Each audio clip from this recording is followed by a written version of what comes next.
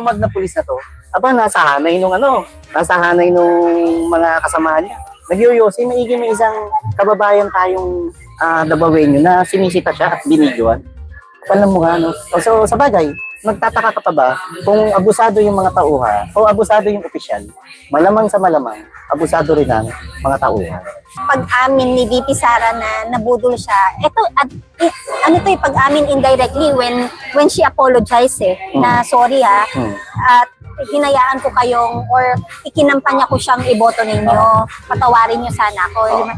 What's up mga kababayan, News That Matters here. Dito sa video natin ngayon ay ating panonoorin sina Sir Marlon at Miss Pam. Nagigilty di umano ngayon si VP Sara sa nangyayari sa kanila lawigan, partikular na sa compound ng KOJC, na marami ng taga Dabawenyo ang humihingi ng tulong o naghihinaing sa mga nararanasan nila sa mga kapulisan ng PNP Davao na tila'y martial law na umano ang galawan. Kung kaya naman ang tanong nila Sir Marlon at Miss Pam ano kayang pwedeng gawin ni VP Sara upang mapahinto itong kaguluhan sa kanilang lalawigan. Lalo na't alam naman ng nakararami na ang mga pangyayaring ito buhat ng utos ng mga nasa Malacanang o sina Liza Kuting di umano mismo. Naku naman po. Pero bago ang lahat mga kababayan, huwag niyo po sana kalimutang mag-like at subscribe para updated ka sa mga uploads ko araw-araw. At yun na nga mga kababayan, dagdag pa rito na ngayong buwan pa lamang ng 2024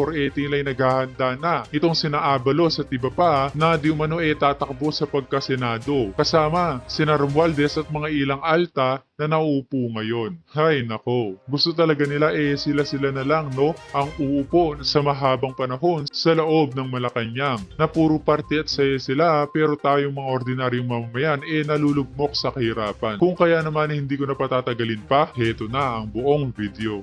Feelings ngayon kay VP Sara, at alam ko ito rin yung guilt feelings ng bumubuo ng pamilya Duterte, na dahil sa ipinapakitang todo-todong suporta sa kanila, nadadamay na rin sila dahil ang talaga naman target ng administrasyong ito ay ang pamilya Duterte. Collateral damage na lang yung mga ibang supporters, mga prominenteng supporters na ginigipit at sinisikil ng administrasyong Marcos. Isang pinaka-latest na halimbawa pa dyan, yung pagpapadetain kay dating spokesman Harry Roque, dahil alam naman natin na very vocal din na supporter ni VP Sara at ni Pangulong Rodrigo Duterte si Spock Sari, at ang ginawa sa kanya ay binaboy, nilapastangan sa Kongreso na minsan ding pinagsilbihan ng 3 taon ni Spokes Harry Roque bilang dating congressman. Na masyadong matapang tong pahayag na ito ni VP Sara, at nagpapakita rin ito ng kababaang loob na ultimo siya ay nakakaramdam ng pagkabagabag dahil kung hindi sa kanya, hindi madadamay ang mga tao. Mula sa pagiging supporters hanggang sa pagiging nabudol ng administrasyon. Ganyan kagaling magsinungaling ang mga Marcos. Kasi even us, di ba, akala ng marami talaga, Marlon, iibahin niya ang pagtingin ng mga tao sa pangalan nilang niyurakan at dinumihan at binaboy ng dekadang taon. Tapos eto na naman siya, dinadala na naman niya sa pusalit. Well, siguro dahil talagang marumit pala talaga sila. Marumit talaga sila. Napaniwala nila ang VP Sara, napaniwala nila ang mamayang Pilipino na ang papasok na administrasyong Marcos para lamang siya iboto ay magkakaroon ng continuity. Yung lahat ng ginawang magaganda ng Pangulong Rodrigo Duterte ay dapat ipagpatuloy ng isang Bongbong Marcos na hindi na nangyayari. At sa halip, ultimo sila ay talagang ginigipit na ng gusto at todo-todo. May kausap tayo kanina, Marlon. Shout out kay Sir Oscar. Si Sir Oscar, no? So he approached us and then expressed his gratitude and support din ba sa channel namin at kagaya natin, Marlon, na nagsasalita ng mga katotohanan dahil si Sir matagal nang pumalas sa pakikinig sa mainstream media, Marlon. And then we asked him, no, na parang, Sir, yung sa class ninyo, we are actually surprised na nakikinig siya sa kagaya natin na vloggers as source of news. So sinabi naman niya yung sentiment niya na hindi nga siya trusting sa mainstream media at he felt na budol siya talaga because yung vote niya na ininvest din kay Bongbong Marcos It's Marlon, because of the sa mga Duterte. So mayroon tayong mga ganyang votes na na-swing just because nagtandem talaga sila nung 2022 election. So masasabi din natin, Marlon, na strong pa ang base ng mga Duterte. Naniniwala kang Tama, strong pa? tama. Despite, Marlon, sa pagpapuulan ng maraming pera? Sobra-sobra pa, Pam. Alam mo, Pam, ang mga Duterte supporters, nandyan na yan, solid na yan, nadadagdagan pa. Mhm. Samantalang ang mga Marcos supporters, nababawasan na lumalaylay na, Pam. Kaya nga takot na takot sila magka-eleksyon eh. Wika ng taong bayan, gusto na talaga nilang isulong yung charter change o term extension nila nang sila na lang ang maupo sa matagal na panahon. Pero hindi tayo papayag doon mga kababayan dahil sawa na tayo sa ganitong gobyerno na walang malasakit sa mga ordinaryong mamamayan. Kaya kayong mga Marcos o mga nasa partido ni Marcos, panigurado wala na kayo sa listahan ng nakararami. Lalo na yung sina Abalos. Naku po, may patarpulin na agad sa EDSA na dahil nga may balak titong tumakbo sa pagkasenado. Boboto nyo ba yan? Na puro pa presscon pero wala namang na-accomplish na maayos? Di umano? Paki-comment ang inyong opinion sa ating comment section ng ating mapag-usapan. Ang ginagawa na lang nila ay namumudmud sila ng pera sa pag-aakalang mabibili nila ang dignidad ng mamayang Pilipino na maling-mali. Maling-mali. Ang nakakatuwa pa kay Sir Oscar, mga sa mga katete kay Ebo natin, hindi naman po sa si Sir Oscar po, nung lumapit sa amin, alam namin belong siya sa Class AB. Class AB. Sa mga nakakaangat sa buhay. Yeah. Kaya ang tanong ko nga agad, sir, nakakatuwa na bakit ganon? And humingi rin tayo ng konting input sa kanya kung ano dapat gawin. Marlon, may Siya mismo nagpo-propose po, sa akin. Na, Will you marry me? sino yan? Si Jake Lolo. That part. Dapat naman medyo, ano ba to? Organize. Gusto ko yung nasa-surprise ako. Yung bigla kang susulpot, yung Huwag mo ginawa niya, na- let's talk. yung ginawa ni Kuya Badong Aratiles. Yes! Wala na lang nag-yes. Sorry, Nabasa mo yun. Naka-all caps eh, loko-loko to. Patunay to, no? Yung katulad ng sinabi ko, hindi dahil para i-flex, saka para maliitin yung mga mahirap nating kababayan. Kundi patunay ito, yung paglapit sa amin kanina ni Sir Oscar, na ultimo sa mga kababayan natin na nakakaangat sa buhay. Marami na rin sa kanila ang nag-iisip at namumulat at nararamdaman nila yung pang-aabuso na ginagawa sa kapangyarihan ng Bongbong Marcos. Nakakatuwa lang and we'll see. At siya mismo, kaya niya, sinabi ngayon, hindi natin tinatanong, siya mismo, kaya niya binoto ang Bongbong Marcos dahil sa mga Duterte. Pala, tinanong kita kanina, yung bang pag-withdraw and pag-amin ni VP Sara na nabudol siya, ito, pag-amin indirectly when she apologized na sorry at hinayaan ko kayong or ikinampanya ko siyang iboto ninyo, patawarin niyo sana ako.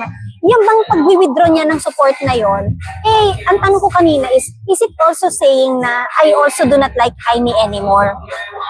Kasi Aimee is a Marcos and she's not saying anything right now but still a statement condemning PNP. Bakit hindi yung kapatid mo ang ikondina mo? Posible, no? Posible. Sino ba ang ulo ng PNP? Posible. And katulad na sinabi ko kanina, may nilabas siyang statement. Nung may nagpadala sa akin, hindi ko na binasa. Ako rin. At alam ko, puro ka-etchosa na lang to. Oo. And hindi po... Puro pagpaparinig na naman, no? At puro pagpaparinig at puro playing safe, di ba? And ano pa siya binapatikos niya pa Alam mo, Senadora Aimee, dapat pumunta ka doon sa Davao City ngayon, ikaw mismo ang umarap kay General Torre. And hindi ka naman siguro babastusin. Dahil alam ni General Torre na ate ka ng amo niyang si Bongbong Marcos. And pagpapatunay rin ito na seryoso ka sa sinasabi mo. Ulit-ulitin ko 2019, kasama ako ni Senator Aimee nung nililigawan niya pa lang si Pastor Apollo Kibuloy para i-endorso siya. Kasi that time, February noon, sometime February noon, mag-May ang eleksyon. Kandidato siya sa pagka-senador. Unang pagtakbo ni Aimee bilang senador, humihingi siya ng endorsement dahil alam niya napakalaking bagay ng endorsement ng Yan, isa pa yan, si Senator Amy, mga kababayan, wag nyo na iboto yan. Boboto nyo pa bang isang Marcos, wala namang ginagawa, senador yan, pero hindi ginagamit sa tama ang boses at kapangyarihan niya na pagsabihan ng kanyang kapatid. Wag nyo nang iboto yan, mga kababayan. Pastor Apollo Kibuloy at naibigay yun. Ano ba, na on the spot pa si Pastor Kibuloy mo? Dahil sa kagalingan mo na naman. Hindi sa galingan. Yung strategy yun, Pam. Kasi, syempre, nag-meeting muna sila. So, kaming mga staff, nasa gilid lang. So, after nung meeting na yun, nagpaalam kami ron sa staff ni Pastor Apollo Kibuloy. Nakalimutan ko lang yung name. Na pwede po ba namin may interview si Pastor Kibuloy. Sabi niya, pwede naman. So, ang tinanong agad namin doon kay Pastor Apollo Kibuloy, harap si Senator Amy yun nung interview.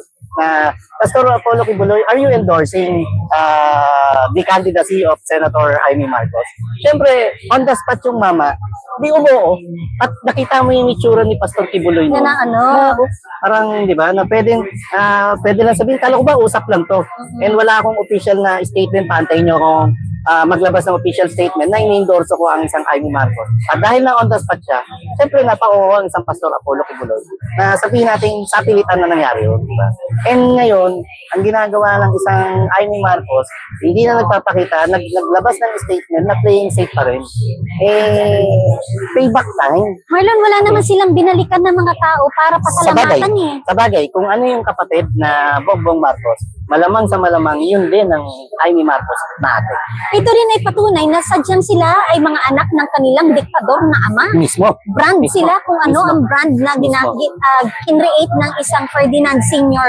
or Marcos Sr. sa pangalan nila. Ito yung dugo na wala talagang pagmamahal at malasakit sa taong bayan at ito rin yung dugo ng pamilya Ingrato. Oh, di ba? Yung ang araw na yun na deliberation ba yun ng budget ng OVP, in-announce mo nakasama ka sa slate ng kapatid mo, di ba? Is that also indirectly saying na Sarah, I'm withdrawing support? Tapos Parang ano nga di yun, ba? parang insulto yun, di ba? Deliberation ng budget ng Oo. BFF mo. Tapos saka mo sasabihin, ano yun eh, pang insulto yun, sorry muna, VP Sara, eto line up ko. Pero, Kabuhayan muna, kabuhayan bago muna, friendship, kabuhayan di muna, ba? bago friendship. And halatang-halata ang pagiging pambansang mangga ng isang Amy Marcos. Ang bigat na mga kwento, pero ito naman, may sasabihin ka pa ba kay Mangga Amy? Ano lang, kasi although iniiwasan mo talaga dahil alam ko parang awkward ka na sa kanya. Pero ito lang Marlon, basahin lang natin quickly yung sinabi niya.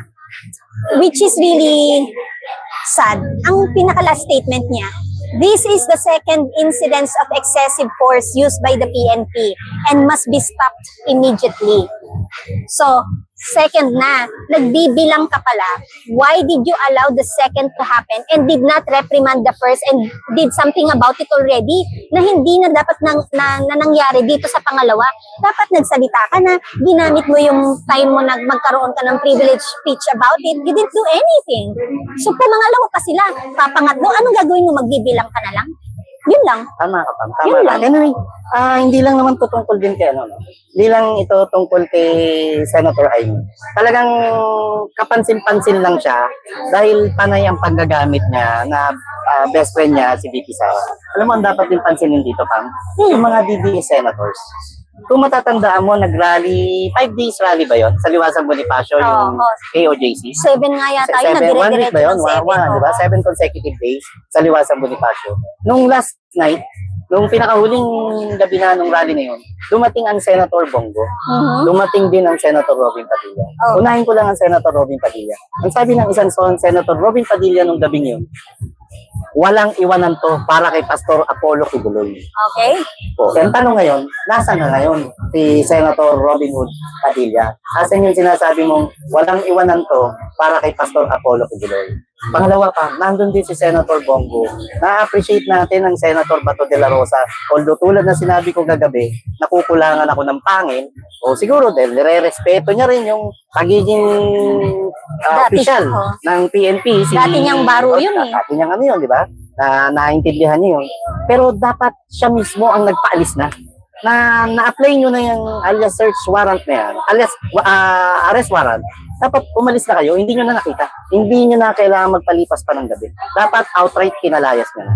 Ang problema, hinayaan niya pa at hanggang ngayon sa mga oras na to, nandoon pa rin po ang mga pulumpun at yung ibang bastos na pulis at tauhan ni Diwata Torres. Sorry, gamitin ko.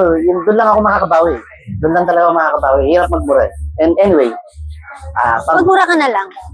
I-on ko yung pinapaon ni Miss Joey. Ang inumin mo, wag Milo. Yun lang yun. Anyway, may mga abusadong pulis ha. Mayroong isang pulis doon na mismong official ng KOJC ang ginamitan ng spray, di ba? Tear gas something, Oo, no? parang Pero kapal, Marlon ha, kapal ng mukha mo, kuya. Ang kapal ng mukha mo. Kung nanay ko ginanon mo, naku, ambot sa imo dong. Tapos meron pang isa ron. Nandun. Alam naman na itong batang pulis na to na bawal magyosi sa pampublikong lugar sa Davao City. Si Kuya Ibi nga, di ba? Nasa Davao tayo. Naghahanap talaga ng Naghahanap peto. Sumusunod, di ba? Senior citizen. Di ba? Kuya! Di ba? Nagtatanong, kuya. Masama magtanong. Alam mo, Talaga naghahanap. Ibi. Kuya Ibi, shout out. nakabalik na siya sa Cebu, talaga, pero oo nga. parang namimiss Parang niya yung na-interview disiplina sa Davao. Talaga, oo. Naghahanap na yun. Sino? Etong kumag na pulis na to, nasa hanay nung mga kasamahan niya. Nagyoyosi, may isang kababayan tayong Davaoenyo na sinisita siya at binidyoan. Kapal ng mukha, no? So, sa bagay, magtataka ka pa ba kung abusado yung mga tauhan o abusado yung opisyal, malamang sa malamang, abusado rin ang mga tauhan.